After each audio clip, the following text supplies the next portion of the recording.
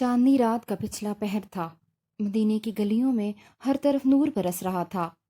अचानक इसी खामोश सन्नाटे में बहुत दूर एक आवाज़ गूंजी। ये गुलामाने इस्लाम के आका हज़रत बिलाल रज़ी अल्लाह ताला अन्हो की आवाज़ थी।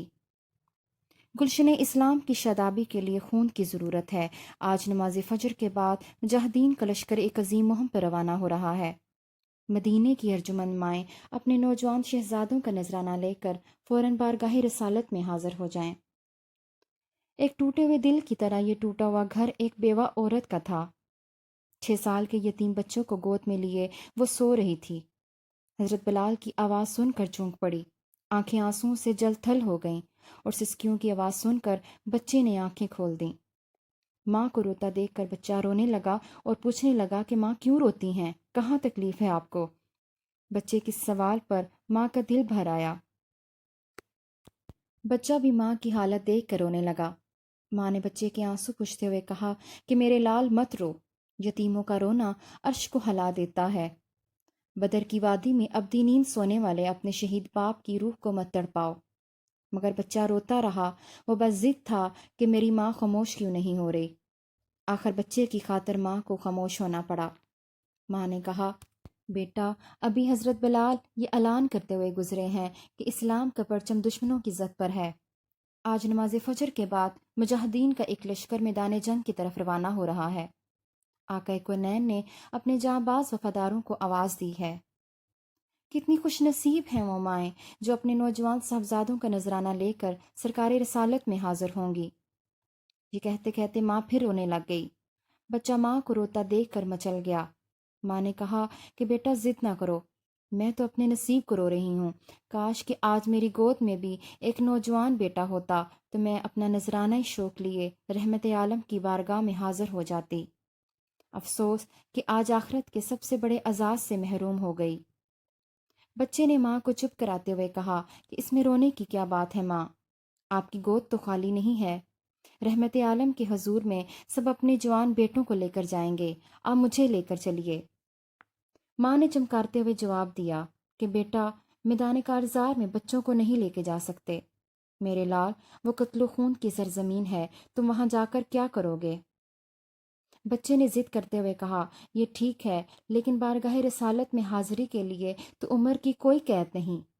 हमारी कुर्बानी सरकार ने कबूल फरमा ली तो जहे नसीब, और अगर बच्चा समझकर वापस कर दिया तो कम से कम इसका गम तो न रहेगा कि इस्लाम के लिए जान की नज़र पेश करने से हम महरूम रह गए। माँ ने फरते मोहब्बत से बच्चे को चूम लिया और हैरत से मुंह तकने लगी। इस कमसनी में दानाओं जैसा शऊर सिर्फ इस रहमत खास का सदका है। नमाज फजर के बाद मस्जिद नबी के मैदान में मुजाहिदीन की कतारें खड़ी थीं। जो नौजवान महाज जंग पर जाने के काबिल थे, इन्हें ले लिया गया, बाकी वापस कर दिए गए। इंतखाब के काम से फारग होकर सरकार वापस तशरीफ़ ला रहे थे कि एक पर्दा नशीं खातून पर नज़र पड़ी जो 6 साल के बच्चे के साथ किनारे पर खड़ी थी। सरकार ने हज़रत बिलाल से इरशाद फरमाया, इस खातून से जाकर दरियाफ्त करो दरबार रहमत में ये अपनी क्या फरियाद लेकर हाजिर हुई है। हज़रत बिलाल ने करीब जाकर नहायत अदब से जब पूछा तो खातून ने भराई हुई आवाज़ में जवाब दिया, आज रात के पिछले पहर आप ऐलान करते मेरे घर के सामने से गुजरे।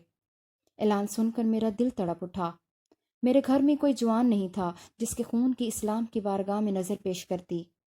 6 साल के ये यतीम बच्चा है जिसका बाप गुज़श्ता साल जंग बदर में जाम शहादत से सैराब हुआ। यही मेरी मताई ज़िंदगी है जिसे सरकार के कदमों में निसार करने लाई हूँ।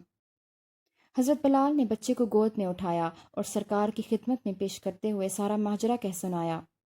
सरकार ने बच्चे के सर पर हाथ फेरा और नहायत शफकत के साथ इरशाद फरमाया, महाज जंग पर जवानों की ज़रूरत पड़ती है।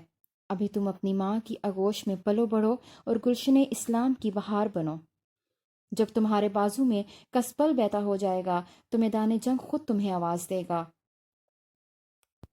बच्चे ने अपनी तुतलाई हुई जुबान से कहा, या रसूलल्लाह, मैंने अपनी अम्मी जान को देखा है। जब वो चूल्हा जलाती हैं तो पहले छोटे छोटे तिनकों को सुलगाती हैं।